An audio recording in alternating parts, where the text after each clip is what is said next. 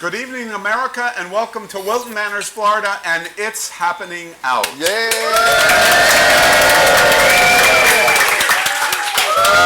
We're very proud to bring you the first gay live talk show in America, and we're here in Fort Lauderdale. And I want to begin by, you saw the introduction package, but I want to begin by introducing all of the panelists that are our hosts of America's first live gay talk show. First off, right here, this spectacular, very bright person here is DJ Diva Power Infinity. Hey. Welcome. Sitting next to me is the 2018 Mr. Fitness Universe and Educator, C.A. Lopez. Entrepreneur on my left, entrepreneur and entertainer Raul Vegas. And lifestyle expert NapoleonPlays. And I'm your moderator for It's Happening Out, Al Ferguson, and I'm really happy to be here. Now, let me tell you a little bit about how this works. First off, this is a live show. Anyone nervous? No. There's no nervous. Because anything could happen. Anything could happen. This is live. This is not like many shows that you see that were taped 10 months ago and they've been edited and edited and edited. Everything that you're going to see in the next hour is live. So help us with that in terms of how it works. We're going to bring you conversation about our gay culture and our gay community that has to do with politics, pop culture, current events, whimsical things. We're going to play games. We're going to have celebrity hosts in our coming, or celebrities participate and guests in our coming weeks that could either be here on set or Skype in. We're going to do all kinds of things that are going to be fun. Never done before in the gay community and all live. No degrees of difficulty there, right? No pressure. We also have moderators that are on chat lives all over America and some international, and we welcome our moderators that are hosting chats on live. So let's begin and jump right in it. Lots of things we're going to talk about. The number one topic in America is Donald Trump. It's true. As we all know, in 1,000 different ways, Donald Trump is sucking all of the oxygen out of every room, unlike any person in American history. A large percentage of his base allows it for very specific reasons. So, the question is, has Trump made America great? No. Before he even finished the question, no. The man is a human staph infection, and he's made racism great again. He's made xenophobia great again. He's made homophobia great again. He's made transphobia great again. He's made infidelity great again. He's made lying great again. And when him and that crackhead cabinet get out of there, then he will make America great again. But as far as now, no, he's not done a damn thing. He hasn't done shit for Sherlock.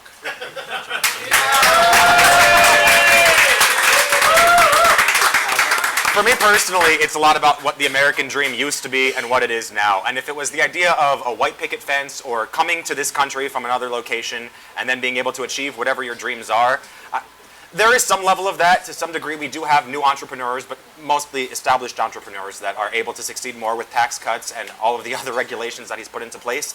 But I wouldn't say that it's necessarily an American dream. It has brought us back to the forefront of the conversation, just not necessarily in the way that we want to be seen by other countries. Xenophobia, as you were saying, is right there. Yeah. You know, also, I mean, there is a very good question.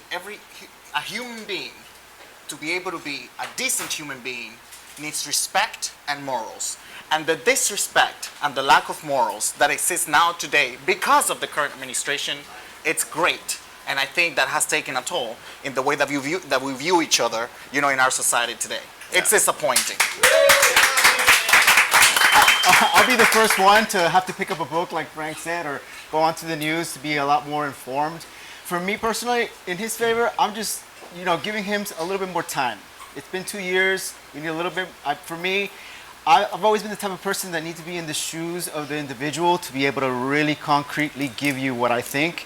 And I think the only ones that can do that are the 44 gentlemen that came before him. So for me, I'm just sitting back, relaxed. I come from a country where technically Donald Trump looks like a Ken doll compared to the monsters that are ruling in my country. So for me, I am grateful to be here. I'm just going to sit back and observe. Girl, but how much time do you need to have respect for somebody? And when there's no more shoes left to fill after that point, I mean, there might not be a person after him. I'm curious, CA, expressing any voice of patience, which is what I just heard you say. You're from Nicaragua. Correct. Historically. Expressing patience. Do you get bullied in any way expressing any, let's be patient? Does anyone in our community bully you for that position? I come from a field of, well, I have experience in the field of education for 12 years. So patience is an extremely important thing to have. So I have been bullied to the point where I have had to acquire lots of patience and be able to apply it in every aspect of life, not only within that line of work, but the way I view the world in general. So what would it take from you for an opinion that it might not be going in the way you want? What would it take?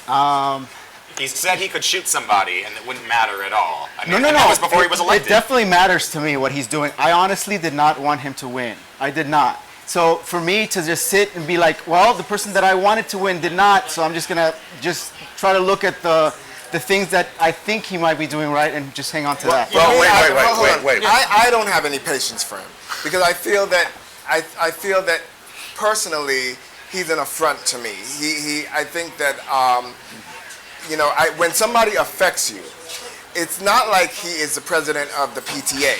He's the president of the United States of America, and everything that he does, every tweet that he makes, every disgrace that he puts us through affects us. And every one of his policies affects us, for myself, not only as a black man, but as a black gay man. So I don't have any patience for that. And professionally, I'm so personally. sorry, Al, but professionally, let's talk professionally. If we talk about patience, I mean, when you apply for a job, you better be ready to do that job do and do it properly. And do it right. You can't be patient for that. Can we agree the first national live gay talk show, what's going on with President Trump is probably going to dominate many of our conversations over the coming weeks, months, and perhaps even years. Yeah. We can all God. agree on that. Oh, So for okay, right no. now, let's say that's as much as we want to talk about him right now. We're going to do a political segment later. Thank you. Let's move on. I want to talk about something that's really topical this week in pop culture. Roseanne Barr dies. Roseanne may have destroyed her credibility by going one step too far this summer on the #1 show on television. She's gone now.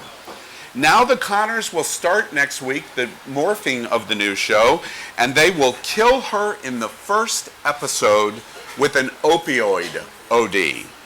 What does it say about political correctness for her and drug use in America? Well, I mean, I believe politically correct, not just for her, in general. I think it's sending a message of saying, a big voice saying, we do not tolerate discrimination and racism. And every action has a consequence.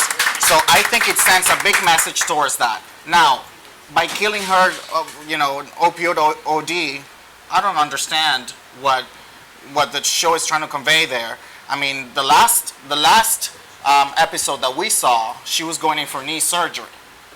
She was going for, so I don't understand what's the That's what makes it amazing message there. because it's not just about surgery. She had an opioid issue in and a hint of it in one of the episodes beforehand. And I think it's actually incredible that they're commenting on drug use in America, particularly as a gay man, where you are much more likely to be involved in the drug scene. But I want to go back to a minute about what you said. You were saying that there are consequences to what we say. And one of the consequences to Roseanne tweeting that and getting fired was that James Gunn, the director of Guardians of the Galaxy 1 and 2, is no longer the director of Guardians of the Galaxy 3 because of that which he said years ago and apologized for. And that's a tit-for-tat kind of response that is not America as I know it. It is Machiavellian and That's eye the for an heart eye. of it. Did political correctness become too big in America? Are we just too frickin' politically correct? I don't think so. I think it's important for anyone who is in power to not abuse that power. So if you're going to be, you have to be very, very, very cautious. You have to be at a high level of political correctness. I think that's what happened within this example that you put with Roseanne. She had to be really careful. She spoke maybe a little too much, and then when it comes to drug overdose, what does that say about America? What we're trying to do is maybe set the example that, or educate and give people the knowledge that, you know, when we think about drug abuse, it's not just recreational. It has a lot of medicinal notes to it. So in the show, I haven't seen the show. I never really watched Roseanne. The show that she's currently on that they're killing her off of, I haven't seen either. But it seems to me that they're doing something medically to kill her off, and that's something important for us to know. That you can use I think it would be. I think it would actually be more appropriate if they had killed her off with an Ambien overdose, because I think that would have probably turned it.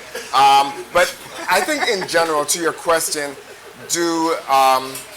are we too politically correct? Honestly, I think in our climate right now, we are getting a little bit too much politically, you know, in the we are carrying a little bit. But I think there are some things that you just can't compromise on. Like the presidency, apparently. No, racism. Racism. You know, you can't be too, there's no over political correctness when it comes to racism. Yeah, it's either right or wrong. Yeah. It is what it is. Yeah. So. Well, does anyone think that the Connors will survive without Roseanne? Absolutely. Yes. You think so? Jackie, who plays the actress of Jackie, I'm blanking now, but she just won the Emmy for that role, and that's a difficult time to do that. That was even the joke that they made in that setting. She's incredible at what she does, and her career is going to go even further. It's going to be interesting because I bet the show's doomed. Absolutely doomed. Really? Roseanne. I think completely doomed. We'll see. We'll watch it. We'll keep paying attention to it. I want to move on to playing a game. And on It's Happening Out, we're going to do a variety of different games through our live talk shows. And this one is called My New Favorite Thing. And what we're going to do frequently is talk about this week, my new favorite thing. And it's to tell us about that. Does anybody have a new favorite thing? Oh my God, yeah, go ahead. Okay. So I'm a comic fan, and in the recent line, DC has a new line of comics that is adult-oriented. And in the most recent one, they have decided to put full frontal and full back-oriented nudity. And not just of a random superhero, but of Batman. So you get to see his junk in the front and in the back, and I will be a much more avid comic reader where now. is this? This is the DC comic line. They have an adult-themed line. It's a comic book? You know Batman, Superman, Wonder Woman, all of those? Of course. It's that line of comics. Not that old. I mean, they were around for like 80 years, so you've got a lot of time. So I want to see Batman's frontal nudity. And it might not be in the issues going forward. They've already removed it, but I'm excited about it. I can see that you think that is your favorite thing. Okay, well, for me, to look more like a superhero, it's not new in the market, but it's new to me in my training program, and that's Insanity. I don't know if you guys heard about the Insanity workout program, but for me, now it's going to be part of my training for what I've got coming up in the world of fitness. So I'm just checking out those DVDs and really powering it up. Cool. Anybody else have a favorite thing? This week, yes. This week. I'm obsessed about taking pictures of my dog. Taking pictures of your dog? Yes, because, you know, he's growing. And the cute little face that they make when, you know, they're attentive to everything that you do. So he looks at me and it's like, oh, stay right there, I'm going to snap a picture. You know, and they move. So it's my new thing this week. What kind of dog do you have? I have a Dapple Dash Hunt. And his name is Liam. Liam. But my new favorite thing, honestly, and this was an easy one for me, my new favorite thing is my new talk show, It's Happening Out. So that is my new favorite thing. Cool. Actually, I had a new favorite thing that happened just today. I don't know if y'all know this. I don't know if any of y'all are gay, but I'm gay. And I'm in the gayest place on planet Earth right now. It's called Weldon Manors, Florida. And it's a whole drive and community of shops and restaurants and bars. Mostly sushi. Yes, and a lot of sushi, etc. And I went into a barber shop today called Richard's Men's Hair Shop. And I got a haircut and a shave, and it was about an hour-and-a-half experience, and it was like total pleasure. And my barber, Juan Matica, is from Colombia, and he's straight in the heart of the gayest place on the planet. And he talked about how much he loved America and how this was a great job and it was the best job he had ever had, and he loved working with the gay guys. And I just want to yell out to Juan, you did a fantastic job today. The shave was my haircut shave was the best I've ever had in my life, I just heard and it's my favorite new thing. was that you had an hour-and-a-half experience, and that was your first time. With a straight man. With a straight man. With a straight Never man. shaved, never got a haircut. You look great. I don't understand your point, so let's move on. Usually 5 minutes. Let's It's okay. talk about, we're in South Florida. What does South Florida mean? Cuba. The Cuban president this week, Miguel Diaz-Canel, Power and I were in Cuba last week in Yes. Havana. It was a great experience. Yes, doing research on this. We were doing research Yes, on this topic. We were thinking about getting married. No. Announced this week he backs same-sex marriage in Cuba.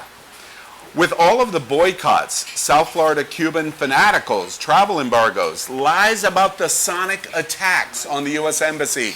Lie. It was Russia. What does his announcement signal about Cuba, and do we care anything about the island? We sure do. I mean, I personally care about the island itself, and I think that was a very strategic way of maybe expressing his support for gay marriage, but at the same time to balance out the list of things that you just said. For him to, I mean, from my understanding, I mean, for the most part, the gays, I personally like to travel a lot, so to be able to balance, like for example, the travel embargoes, to get more tourists to come out, maybe. Like to say, hey, you know, we want the gays, we love gays, we want you to get married and come out and get a vacation. Whether it's true or not, it's something he's saying for the publicity of it. Is what I hear from you. I don't know. I grew up with my understanding of Cuba being completely from Ricky Ricardo and I Love Lucy. Other than that, it was just not there until recently with Obama. We just didn't have access to Cuba, and so everything that I could perceive was just not from the past, but also from media's portrayal of the past. And so I know I didn't get invited to that trip, so we'll have a conversation about that later. But maybe next time I can go to actually gain some experience as to what Cuba is now. I'd like to think it's not just a publicity stunt as to opening up to the gay culture. They can say whatever they want to get the attention or press, whatever they need, but the reality is always a different one. Whether it's in Cuba, or in Venezuela, or in Russia, or whatever not. It is what it is. Maricela Castro, who's Raul Castro's daughter, has been the head of the education, the Center for for sexual education in Havana, and also has led millions of marches for backing up the LGBT community, etc. However, for a long time, but the reality that the LGBTQ community lives in Cuba, it's completely different than what they advertise. So I don't know about this. We do care about the island, but am I amused about this this news or this story? I don't know. It doesn't impress me. You're skeptical? Yes. Cuba is very topical, and we'll continue to follow it. But I want to talk about something that's trending. We're a live show, so we have the ability to keep track of things that are going on. The gaming character from Mario Brothers is trending worldwide at this moment because porn star Stormy Daniels is quoted as saying, "The Donald's penis looks like the mushroom character Mario Kart."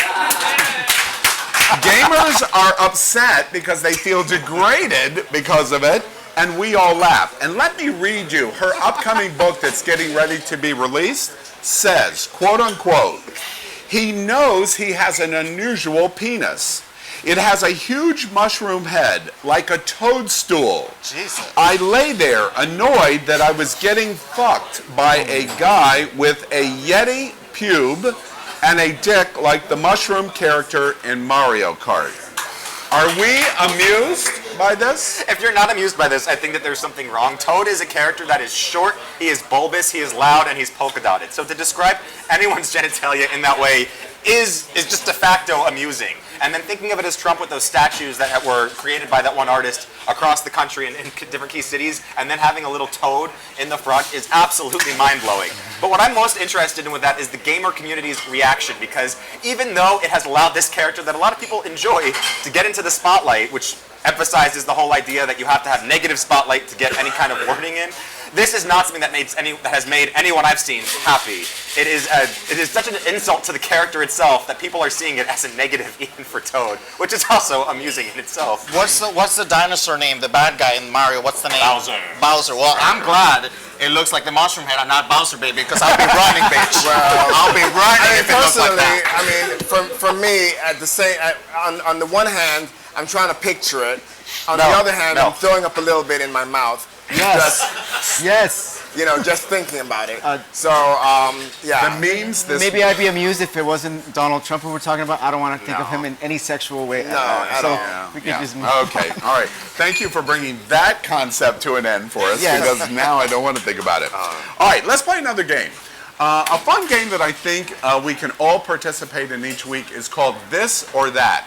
And I'm going to ask a question, and I'm going to give you two choices, and you've got to choose this or that. Play the game. Everybody understand what we're going to do here? Yes. All right. Okay. All right. Everyone understands? So this week, The Voice starts. Love the show. Two powerful women from American Idol are on The Voice. This or that? Jennifer Hudson or Kelly Clarkson? Jennifer Hudson. Jennifer, Kelly, Jennifer. Jennifer Hudson. Jennifer. Kelly Clarkson, she got to marry into her idol's family with Reba McEntire. That is the American dream. True. It's absolutely, in my opinion, Jennifer Hudson. She did Dreamgirls. She is the queen forever for Yes. Dreamgirls. Real gay community. All right, we ready? If you vacation to a real gay community, is it Key West or Provincetown? Oh. P-Town has the Dick Dock. The Dick Dock. I've never been to Provincetown, so I would go there just to try it out. Try it out. Maybe Provincetown, all the way. P-Town all the way. Okay.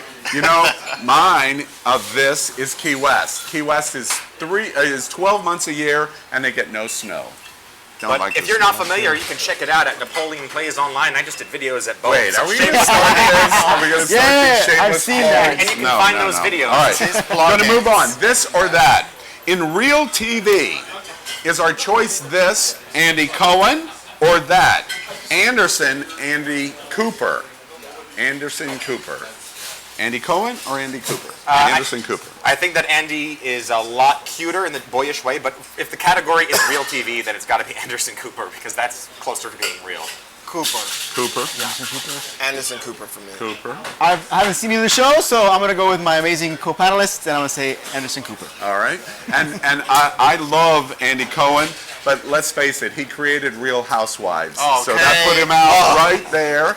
And Anderson Cooper, I have to give a shout out. His week in Orlando, the 1 week past Pulse, was one of the greatest moments for the gay community ever in history. Congratulations, Anderson. Let's talk about best fascist. Best fascist. Is it Putin or Trump? I mean, Putin is a more successful fascist. I mean, I think, successfully. Okay. What is fascist? I would say Putin only because Hitler. I would say Putin only because in America we don't let Trump get to where he would really want to get to. If it wasn't for that, it would be Trump. Putin. Putin. All right. Agreed. Okay. Hottest singer. Hottest singer, period. The older guy, Ricky Martin. Can you believe I said older guy with Ricky Martin? Or the younger guy, Duncan James. Ricky Martin. I relate to him. I think Ricky Martin still has it. Yes, honey, Ricky Martin. My understanding is Ricky Martin lives closer. So. He lives in Miami. And you know he lives near you. Don't plug that, because I know that already. Ricky Martin's moment on the Grammy performance turned the world on its head, and even Madonna wanted to sleep with him, even though she knew he was gay and she wanted to sleep with him. So that's playing this or That's our plight this as or gay that. men anyways. Look, we're going to have many guests on the show. Tonight, because it's our first broadcast of It's Happening Out, we wanted to bring on a guest that had some political nature. And as we get set here, I'm going to welcome Brian Ferris. And Brian Ferris is an LGBT political expert and a Democratic strategist to kind of help us unwind what's going on in the world and what we should be paying attention to in the gay community for LGBT politics. Welcome, Brian, and welcome to It's Happening Out. Thank you. Thank you. Brian, let's begin. It's very complicated. A lot of people are even scared about what's going on. What's going on in the political world? Well, I mean, to sum it up in one sentence, I can just say elections have consequences. Elections do. And, you know, Amen. at the end of the Obama administration, the Republican-led Senate had left a record number of court appointments open by refusing to confirm President Obama's appointments, even all the way from the federal circuit, all the way up to the Supreme Court. Now we're seeing them trying to fill those positions with far-right people who are dangerous to the LGBT community. If elections matter, explain to us for the gay community, why is it important for the gay community to register in voting and actually getting out to vote? I mean, you know, every election you hear, this is the most important election of our lives. And this year, this is the most important election of our lives. There is so much on the line for the LGBT community. We can make a difference. You know, we equal anywhere from 10 to 15% of the registered voting population. We can swing elections all over this country. Speaking of that, if gay men and women of the LGBT community gets out to register and vote, what are the big races nationally that we should be paying attention to? Well, in Arizona, you have Kirsten Sinema. She is running to be the first openly bisexual member of the United States Senate. And she's polling ahead, depending on which polls you look at. She's got a real good shot of winning that seat in Arizona. Tammy Baldwin in Wisconsin, currently the only openly gay member of the U.S. Senate, is running for re-election.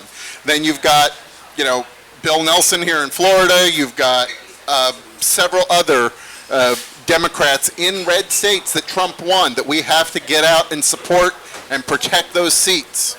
I understand, for those that are not really crystal clear on this, if the Democrats take the House and have the majority of the House, that will have significant consequences on the White House in terms of managing the power of what they can do. Is that correct?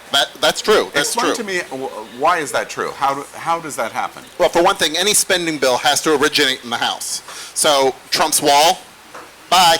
It's gone. Yep. Yeah. There will be no congressional funding for the wall. He'll have to go to Mexico to get that money. I read an article, if the House, if the Democrats take the House, they control the agenda, and even if we don't, even if Congress does not impeach the president down the road, because the Senate doesn't do it, still he is significantly controlled. Is that correct? So, well, that's true. I mean, the House can vote to impeach him just like they did with Clinton. It's just a matter of whether the Senate will convict and remove him from office. Yeah. You know, and I don't think it's going to happen. We're going to have to wait till 2020 and just boot his ass out. Yeah, okay. Florida, I understand, is the political ground zero in the United States. We have two critical election focuses, the governor and the senator seat. For the governor, Gillum versus DeSantis, and for the Senate, Nelson versus Scott. What do you think is going to happen there? So, you know, polling right now is showing Gillum up by about 6 points. DeSantis ran in the primary and won the primary on nothing but a I support Donald Trump platform. He has no position on any issues of any substance. You know, Andrew Gillum just runs circles around him. And ironically, I think Andrew Gillum's nomination will bring the African American community and the progressive wing of the Democratic Party out at levels that we haven't seen in quite a while here in Florida. And not only do I think that'll put Andrew Gillum over the top, I think it'll propel Nelson to a razor-thin victory. Okay, and the issue of this being September 20th, do you think the gay community is really in this? That they, of course, you're a political expert and gay, but do you think the gay community is really caring about this at all? They better be. Why? Because, you know, in the state of Florida, almost 40% of LGBT folks in Florida live in counties where they have no protections whatsoever. No protections in the workplace, no protections in housing discrimination, and you know it's very important. You know, a lot of the issues that we deal with on a day-to-day basis and affect us most closely are on the state and local level. And that's why it's very important that everyone get out there, register to vote, get involved in your local Democratic Party or Republican Party if you want to, but I don't know why you'd want to. But get out there, get involved, register to vote, get 3 friends to register to vote, and most importantly, vote down ballot. Don't just vote for the governor and cabinet and the Senate and stop. Vote for state senate, state legislator, your county commission, all the way down to school board, and that soil and water conservation person if you got them on your ballot. Excellent. Brian, very, very good advice. Obviously, it's September 20th. We'll be looking ahead to the midterms and, of course, the elections after that. Brian, thank you very much. We are going to be touching base with Brian, LGBT political expert, and we thank you very much for joining us tonight on It's Happening Out. Our next conversation, when we have Napoleon come back with us, we're going to talk about some pop culture things. Gay is at a critical point in America. Stonewall 50, the celebration, will take place next year in June. RuPaul on Monday night won the Emmy. Historic win for first time ever a gay show winning the Emmy. Marriage acceptance. A dramatic decline in gay bars. We're sitting in one right now, operating kind of as a host with us. And now all of the things that we've seen in the last 3 years and our fear about what might happen politically. Gay culture, could it just be about sex and nothing more? In other words, are we losing our gay culture? Well, we do have a sense of culture. That's definitely an aspect of it. But ideally and primarily, when you say gay, there's one thing that makes me have anything in common with other gay men, and that is that I identify as a gay male and I'm interested in other gay men in a sexual way. And that is the only commonality that I have found consistent between myself and other self-identifying gay men. So at the heart of what your conversation is, yes, being gay is, in that context, about sex or sexual identity or the lens through which we see the world. That is the aspect of it that is just inherent. Culture exists, but it is about being gay first. Yeah. I don't want to think of it just being sex, and for me, I don't believe we're losing the gay culture. I believe that it's actually growing within what I have always wanted, which is a merge. So now we're not as segregated or separated. Now we're just intertwining the way that it should have been to begin with. We should have never been, seen as a section of the world where we need to have our own bars and our own little cliques or whatever, and then not be part of the rest of the world. So now our gay culture is actually coming into and being recognized and going global, and we're having all these other countries that have been so against gays, give the gay culture life, and it's coming to the light, and we want to see that continue. At least I do. I think that a lot of our gay culture is still going to be exclusive to us. But I think that the better question is it really such a bad thing to lose, or should I say, to integrate our gay culture into mainstream? I don't think so. I think that it's actually a wonderful thing. I think it's something that we have longed for and hoped for and strived for and worked for, and a lot of people have died for. And the fact that our gay culture is becoming more accepted is, and has always been, the goal. So I don't think that's really a bad thing. I think there's a difference between, having a gay culture and a lifestyle. There's within our gay culture, there's many different lifestyles that we can carry as gay men, etc. So, we need to know the difference. Now, do we appreciate what we have created and what we have gained since Stonewall, for example? Yes, we do. And do we nurture that? Yes, we do, and we should continue to do so. It's part of what we are. Yeah. So the decline of a gay bar, for example, in many communities, there are many cities that no longer have a gay bar because gay community is completely comfortable in traditional bars. We're okay with that then. And and part of that is because the children today don't want to even pay $5 to get up in a bar. Well, that's part of the issue there as well, that a lot of times when you're younger, and that is the crowd that which bars often attract, you don't have the money to go out and spend $25 for a drink. When I was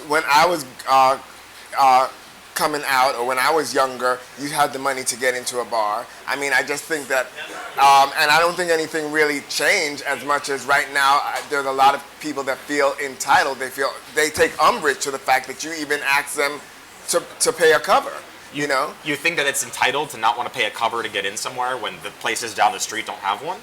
Well, and I think that's part of the problem. I think right now we're losing, as a DJ and somebody that's in the club scene, I think that we're really losing the fabulousness of the club scene because it's been watered down so much. Well, I'm sorry to interrupt you, but I do want to say, as I push the conversation on, we're a live show that's going to be talking centrically about gay culture, and this is really the heart of what we're going to be talking about. Of course, current events, but the various issues that affect all of us in our gay community is what we're going to be talking about.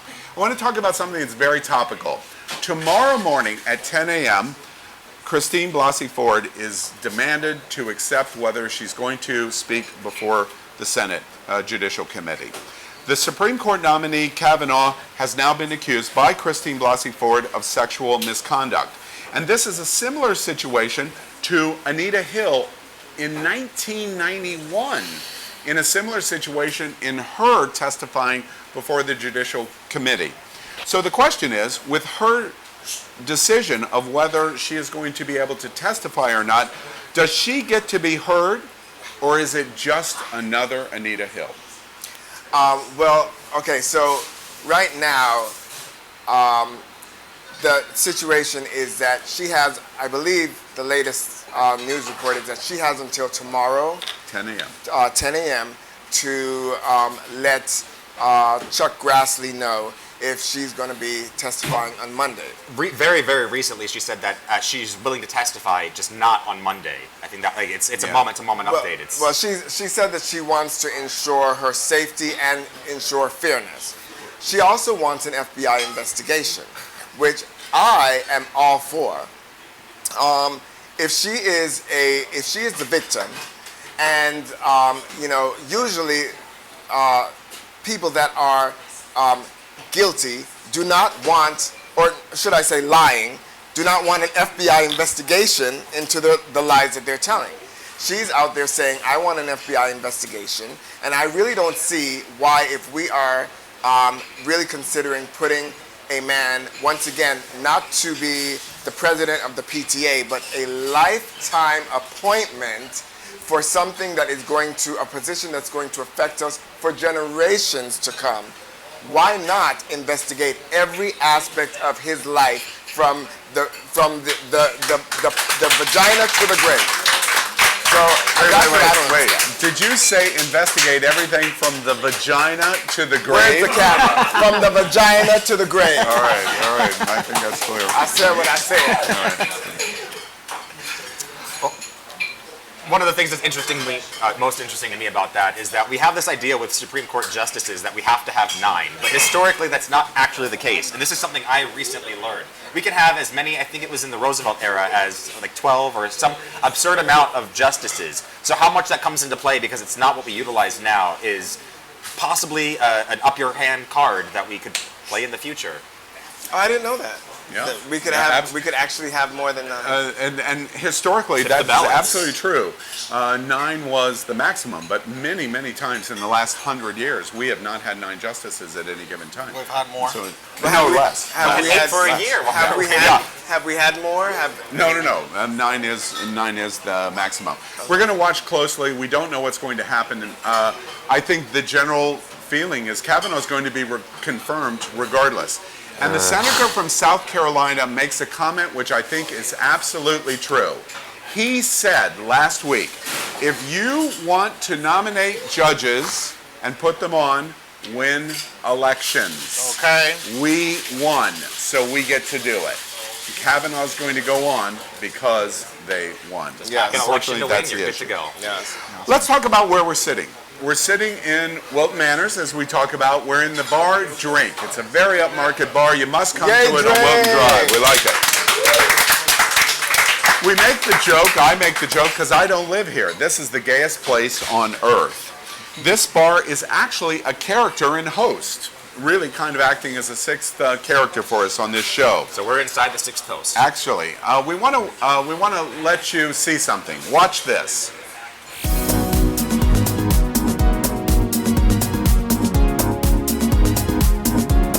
Good evening, everyone. Welcome to Drink Bar in beautiful Wilton Manors, Florida. My name's Aaron. I'll be your mixologist today. Tonight on the menu we have a smoked old fashioned. We use bullet bourbon and a little bit of simple syrup. A couple dashes of bitters. Most important part of the cocktail is the smoked cedar wood. The cedar wood gives it a nice oaky smoked flavor to the cocktail. We achieve this by heating up the wood and trapping the smoke. So now all we got to do is mix up the cocktail. We're good to go. And look at that smoke. Look at that. Garnish it with a fresh orange wedge and a couple of cherries, and bam, there is your smoked old fashioned.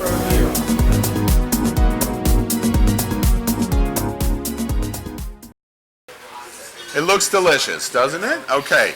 Now, this is an example of a live show, because what should have happened for us all is we were going to have this specialty drink from Drink in front of us, and we were going to play a game, which we're still going to play the game, but we're going to use water.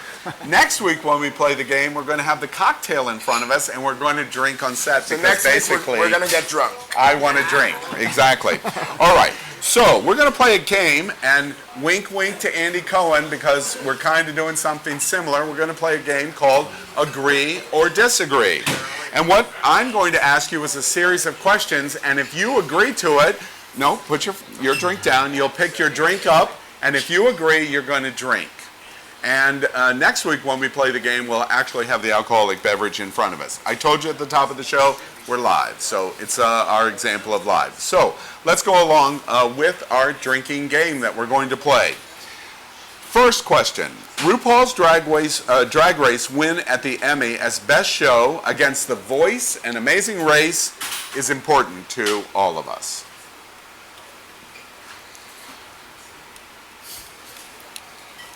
Ooh, I'm going to tell Michelle Visage. Next question. You've had sex in the last 24 hours. Oh, okay. All right, all right. You have exhibited personal discrimination in the past. Ooh, ooh. We'll have to explore that at another time. You're drinking his too. All right. Next question. You're proud of the gay community.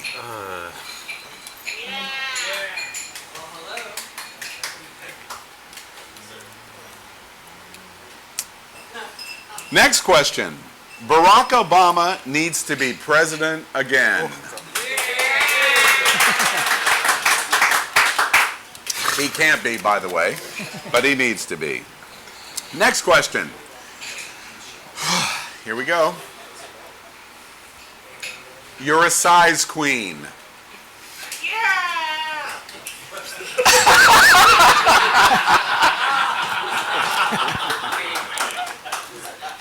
Cheers, girl. All right. All righty. Next question. You feel America's place in the world is slipping away. Yes.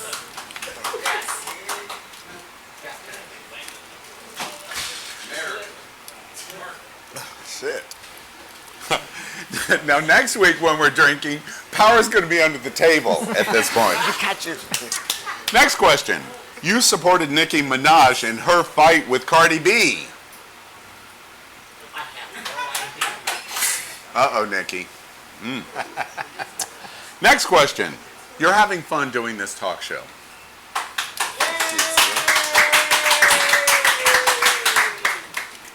Final question. In Drinks Drink. Next week it's going to be a delicious drink. Final question. You think Donald Trump has accomplished some positive things? Or bitch.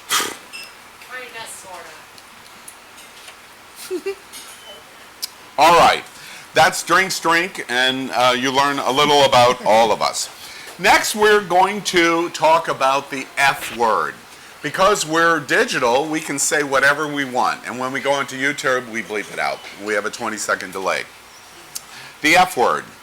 Tyler, the Creator, has been trying to come out for the last several years, the rapper. The black rapper was attacked just in the last couple of weeks by Eminem as being a faggot. Then he apologizes. Let me read the lyric to you. It's in our digital package, as you saw. Quote unquote, from the lyric. Tyler, create nothing. I see why. You called yourself a faggot, bitch. It's not just because you lack attention. It's because you worship D12s, play on word, balls, you sacrilegious. So, is Eminem homophobic? And should he be forgiven? I think he should be forgiven, as you know, we all would want to be forgiven in any kind of situation like that. I mean, he apologized, so he wants to disconnect himself from what his actions were. And so is he homophobic or not? I mean, he's an artist. He has the right to express himself the way he wants. And if he's homophobic, then, you know, I'm not saying that everyone's to, as a gay man, not everyone needs to like gay people. This isn't the first time that he's expressed any type of homophobic outward statements. In fact, I'm from Baltimore. There are a lot of white rappers that looked up to Eminem from the same time frame that I grew up with. Just like he was saying to Tyler, the Creator, I'm assuming he's trying to make his career relevant again because I didn't even know he was still around. He's had so many aspects of his past that have been homophobic or aggressive or abusive to other people in his life. Wait 1 second. Over the last 2 years, he has been taunting in varieties of different ways. I'm a black rapper and I kind of like guys. And Tyler, sorry. And then he pushes himself back into the closet because so many people shame him over the process of him coming out. Oh, so honey, they both need to take several seats, both of them. Because Tyler, in one place, you know, he still bashed us and talked about the faggot this and faggot that, and gay this and gay that, and he was discriminating against the gay community as well. And Eminem, he's late, being late, and will stay late. So they both need to take several seats. I think that. Okay, so I think that Eminem kind of needs to get off the fence. Seriously. It's like on the one hand, he'll bash the gay community. On the other hand, he's doing a duet with Elton John. He doesn't know what the F he wants. So I think that he wants to be famous if he's sensitive enough to apologize for it, good. You know, I'm all for it. And as far as I'm concerned, if he wants forgiveness, then who are we to say he can't get it? On the other hand, some people have brought up, now you posted this question, you wrote this topic online, and some people brought up the same point Raul did, which was that Tyler has been homophobic himself. That is all true. However, if the question is if it's right or wrong, the fact that Tyler has done it does not negate the fact that what Eminem did was wrong. Right is right and wrong is wrong, no matter who does it. How many times can you apologize for the same behavior? If it's not a sincere apology, then well, it's not how an many apology. times has he apologized? Though? And I think he's only. How many times has he actually apologized? To my knowledge, it's the first time. Before we move to our last topic on tonight's show, I want to point out to you, and we're going to explore this in varieties of different ways. You're talking about using F as in faggot. It could be in other racially charged words with other races, including the N word. And the question I think that gets here is, when is it okay when somebody uses it and when it is not okay? And I'm hearing you clearly that it's used both ways to propel their controversy, and sometimes it's okay. I want to tell you something that happened this morning at this morning's producers table. We were talking about this topic specifically, and in the tease at the beginning, which you haven't seen at the top of the show, we use faggot as the F word, and we say the F word and then tease faggot was used. There was extensive conversation that the use of the word faggot would cause Facebook to respond negatively to the show and bring our content down. And it was discussed extensively of whether we should even do that and take the A out of faggot and put in the @ symbol. Ultimately, the executive producer made the decision to include the full word. But it's a controversial issue that we're going to explore because one of the things I learned on what you just said was it's used sometimes, it's not used sometimes, but how do we figure out when it's right and when it's wrong? It's meant a lot of things over the age. To anyone that's seen the South Park episode that explains it, I use the word faggot now to explain my Do we feel the relationship to same douchey way about bikers. the N-word? I wouldn't feel personally empowered to be able to say it, but at the same time, language has the power you give it. But what's the difference? That I don't want the backlash from using it, and I don't want to create that same kind of stigma. Again, what's the difference? It's a matter of how people hear it. Communication is the words you use and how it's being received. And I don't think that faggot is a word that's used and often heard in the same kind of negative connotation as it. Well, Facebook, we give you the heads up. If you pull the content of It's Happening Out down, we're going to be calling up CNN and saying we can't use words online. And we're going to tell you right now. We'll just mime the next show. All right. As we close out our final show, I want to play a game. It's something that we're going to do consistently in It's Happening Out, and it's Tell Me Something We Didn't Know. It's something that brings attention to whatever you think's important in the course of a given week. So, everybody understand the contents Yes. here of what we're going to do? So, let's play. Tell me something we don't know. Well, I'll start. Okay? So I don't think this is gonna be relevant to, this week or maybe in somebody's life, but I learned it this week and I thought it was odd and interesting. But do you know that the average human being loses 100 hairs per day? From where? Really? Now you can see that my case, it's been advanced just like power, but that's because we're not average, baby. That's right. You just told me something I did not know. That's great. I will always give something scientific because that's my background, health, nutrition, and in the biology, the world as a whole. Did you know that there's 326 million trillion gallons of water on Earth? And that less than 3% of that is fresh water. And within that 3%, 2/3 of it is locked up in glaciers and the ice caps. Wow. Okay. I knew that. Well, I'm going to go back to my theme of cartoons and animation this week, and they just released a new live-action version of Avatar: The Last Airbender that's going to be on Netflix. But I want to have a moment to just shout out to the show that came after that, The Legend of Korra, because it is one of the first Nickelodeon-based shows that actually has gay or bisexual characters, to the point that they actually kiss. Spoiler alert, close your ears if you're like me. They kiss. There's a female-female kiss at the end of it. The show is so progressive they had to take it off the air and air it online. So shout out to you, Nickelodeon, for making sure that you do it right the next time. Interesting. So my Tell Me Something You Don't Know is kind of serious. It actually was not going to be this. I wasn't going to say this for tonight's show, but I just found this out, so I think this is very relevant. London Moore. Please remember that name. Everybody out there, remember that name. London Moore. London Moore is now Florida's 5th transgender woman killed. On September 8th, she was 20 years old. On September 8th, they found her lying in the road in Northport, Florida. So she is the 5th transgender killed in Florida. It seems to be a pattern. It seems to be something that is really devastating the transgender community. And these murders are happening almost back to back. And her murder actually makes her the 21st person killed since the year began. So Wow. I am calling on Rick Scott to speak out about these murders targeting our transgender community.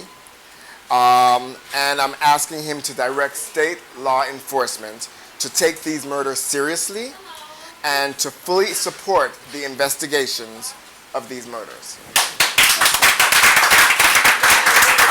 Call your senators. That's awesome. Well, for me, I also want to talk something serious, but it's very personal. I've been working with all of you on this show for about 3 months. And for the first time in my entire life, I feel age. I'm surrounded by all of these young guys and girls, not only in front of the camera, but behind the camera. And I suspect that they look at this older gay guy and they may be thinking, well, he's kind of slow, or he's old-fashioned, or perhaps he's even ignorant about the things that are going on today. It's completely understandable. It's a generational issue. I understand. Why do older gay men disappear in our gay culture? And it's a question that I'm asking myself constantly.